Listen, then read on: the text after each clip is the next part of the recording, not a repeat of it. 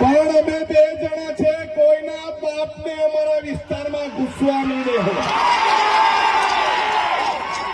આ પૈસાથી લાવેલા, સરકારી તંત્રને ગોઠવીને લાવેલા, અહીંયા ગ્રામ સેવક, આંગણવાડી વર્કરો, આશા વર્કરો, તલાટી દ્વારા લાવેલા લોકો નથી. આ બિરસા મુંડાના વંશજ છે. આ બિરસા મુંડાજીના વંશજ છે. જાતે રોટલો ખાઈને આવેલા છે, કોઈના બાપના વેચાયેલા નથી.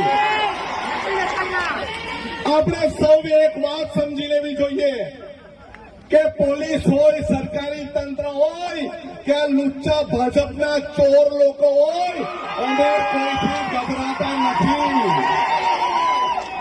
અમે કોઈના બાપની આગળ ઝૂલકા નથી ને કોઈના બાપથી ગભરાતા પણ નથી.